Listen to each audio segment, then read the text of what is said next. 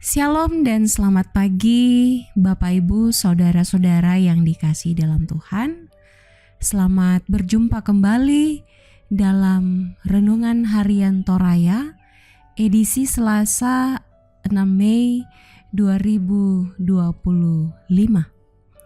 Kita bersyukur oleh karena pemeliharaan dan penyertaan Tuhan, sehingga pada saat ini kita masih diberikan waktu dan kesempatan untuk menikmati hari baru, hari karunia Tuhan.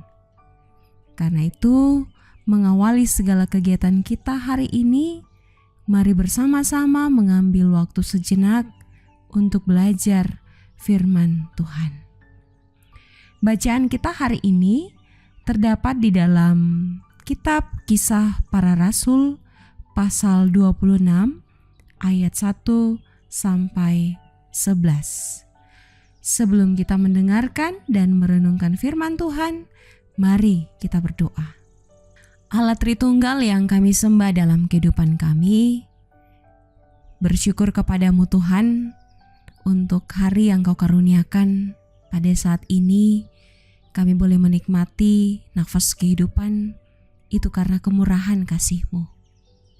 Terima kasih untuk segala berkat-Mu yang senantiasa Engkau limpahkan dalam kehidupan kami. Kami boleh ada sampai saat ini, itu karena kemurahan kasih setia Tuhan. Ya Allah Tritunggal, kami akan bersama-sama membaca dan merenungkan firman kebenaran-Mu. Karena kami percaya bahwa dengan firman-Mu, kami senantiasa akan dituntun dan diarahkan ke jalan yang benar dalam menjalani hari-hari dalam kehidupan ini. Karena itu ya Allah, berfirmanlah kepada kami, karena kami telah sedia untuk mendengarkan firman-Mu. Di dalam nama Tuhan Yesus kami datang berdoa. Amin. Kisah Para Rasul pasal 26 ayat 1 sampai 11. Lembaga Alkitab Indonesia memberikan judul Pembelaan Paulus di hadapan Agripa. Kata Agripa kepada Paulus, "Engkau diberi kesempatan untuk membela diri." Paulus memberi isyarat dengan tangannya, lalu memberi pembelaannya seperti berikut. "Ya Raja Agripa, aku merasa berbahagia karena pada hari ini aku diperkenankan untuk memberi pertanggungan jawab di hadapan-Mu terhadap segala tuduhan yang diajukan orang-orang Yahudi terhadap diriku, terutama karena Engkau tahu benar-benar adat istiadat dan persoalan orang Yahudi. Sebab itu, aku minta kepadamu supaya Engkau mendengarkan aku dengan sabar. Semua orang Yahudi mengetahui jalan hidupku sejak masa mudaku, sebab dari semula aku hidup di tengah-tengah bangsaku di Yerusalem. Sudah lama mereka mengenal aku, dan sekiranya mereka mau, mereka dapat memberi kesaksian bahwa aku telah hidup sebagai seorang Farisi menurut mazhab yang paling keras dalam agama kita. Dan sekarang aku harus menghadap pengadilan oleh sebab aku mengharapkan kegenapan janji yang diberikan Allah kepada nenek moyang kita dan yang dinantikan oleh kedua belas suku kita. Sementara mereka siang malam melakukan ibadahnya dengan tekun. Dan karena pengharapan itulah, ya Raja Agripa, aku dituduh orang-orang Yahudi. Mengapa kamu menganggap mustahil bahwa Allah membangkitkan orang mati? Bagaimanapun juga, aku sendiri pernah menyangka bahwa aku harus keras bertindak menentang nama Yesus dari Nazaret. Hal itu kulakukan juga di Yerusalem.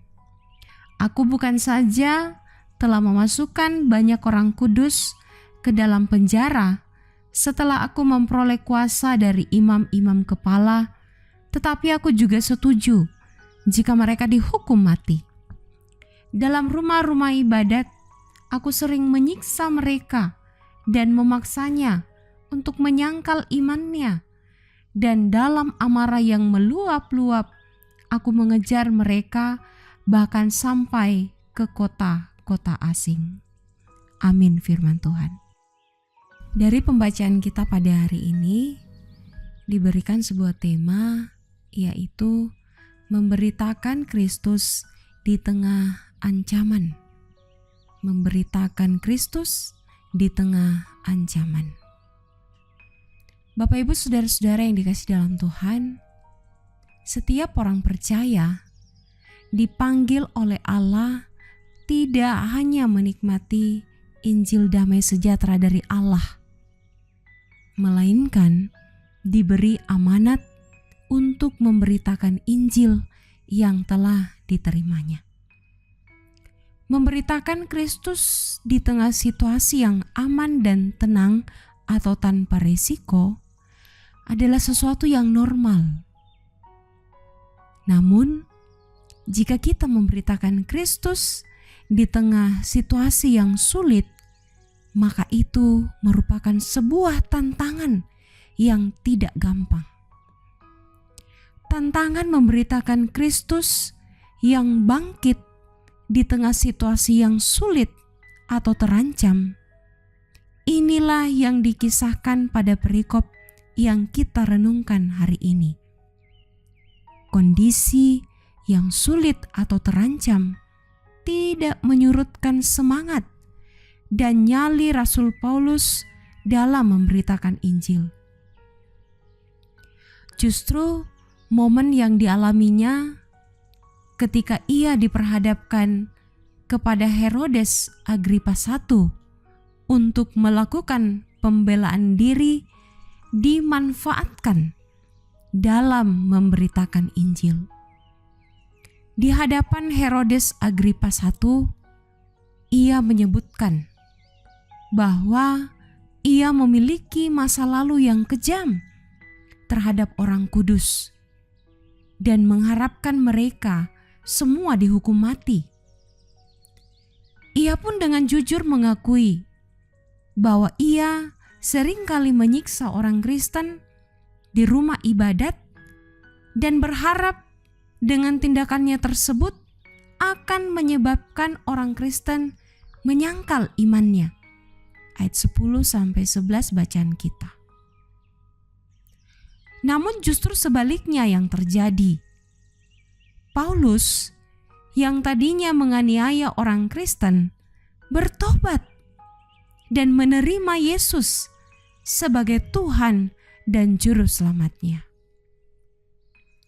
Perjumpaannya dengan Yesus dalam peristiwa Damsyik mengubah tujuan hidupnya dengan meyakini Kristus yang bangkit itu sebagai kegenapan janji Allah kepada nenek moyang mereka. Ayat 6-7 bacaan kita. Bapak Ibu saudara-saudara yang dikasihi dalam Tuhan, pertanyaan yang untuk kita refleksikan bersama, bagaimanakah dengan kita? Ancaman yang terjadi bagi orang percaya semestinya tidak membuat kita kecut dan tawar hati. Seringkali Allah mengizinkan ancaman atau tantangan hidup itu sebagai peluang memberitakan Kristus yang bangkit, agar mereka pun mengetahui bahwa keselamatan sejati hanya ada di dalam Kristus. Amin firman Tuhan. Mari kita berdoa. Segala puji dan syukur kami angkat ke hadapan hadirat-Mu Tuhan, menandai waktu dan kesempatan yang Tuhan berikan kepada kami saat ini telah kami gunakan di dalam mendengarkan dan merenungkan firman kebenaran-Mu. Terima kasih Tuhan untuk firman-Mu yang terus menguatkan dan meneguhkan iman percaya kami bahwa Yesus Kristus itulah Tuhan dan Juru Selamat kami. Kristus telah bangkit dan keselamatan hanya ada di dalam Kristus. Sebagai satu keyakinan iman kami untuk tetap setia menjalani kehidupan ini dengan terus mengandalkan Engkau di dalam kehidupan kami. Bersama dengan jemaat Laharoi Balikpapan, kami berdoa Tuhan untuk setiap anggota jemaat-Mu di tempat ini, pun juga yang ada di tempat lain. Peliharakan dan lindungi mereka dalam segala kegiatan yang dikerjakan setiap harinya. Berikan hikmat, kesehatan dan kemampuan dalam menjalani, dalam menekuni setiap tugas dan tanggung jawab yang Tuhan telah percayakan kepada masing-masing mereka. Juga kami berdoa Tuhan buat orang tua kami dalam menjalani masa-masa indah mereka. Peliharakan dan lindungi mereka. Yakinkan mereka bahwa sampai masa tua pun Engkau terus menggendong, Engkau terus memeliharakan mereka di dalam setiap keadaan yang mereka alami. Para pemuda dan anak-anak kami dalam pekerjaan, dalam pendidikan mereka masing-masing, Tuhan karuniakan kesetiaan dan ketekunan kepada mereka dalam menggapai setiap harapan dan cita-cita yang telah digantungkan hanya kepada Tuhan saja. Biarlah Roh-Mu yang kudus yang akan senantiasa memampukan mereka untuk mewujudkan setiap harapan yang mereka percayakan hanya kepada Tuhan saja. Bersama dengan jemaat Tuhan di tempat ini, kami berdoa Tuhan untuk rencana bahkan proses pembangunan gedung gereja Jemaat Laharoi yang sementara berlangsung. Berkatilah seluruh panitia, berkatilah seluruh tukang yang bekerja di tempat ini. Berkatilah seluruh pihak yang terlibat dalam pelayanan Tuhan, khususnya dalam pembangunan gedung gereja di tempat ini. Biar semua boleh terus merasakan sukacita, terus memperoleh kekuatan dan kesehatan daripada Tuhan, sehingga proses pembangunan gedung gereja di tempat ini boleh terus berjalan dengan baik, boleh selesai dengan baik, dan semuanya itu kami syukuri hanya di dalam Tuhan saja. Kami juga bergumul Tuhan dengan jemaat-Mu yang di dalam kelemahan tubuh, baik yang sedang dirawat di rumah sakit ataupun dalam pengobatan berjalan atau dirawat di rumah masing-masing.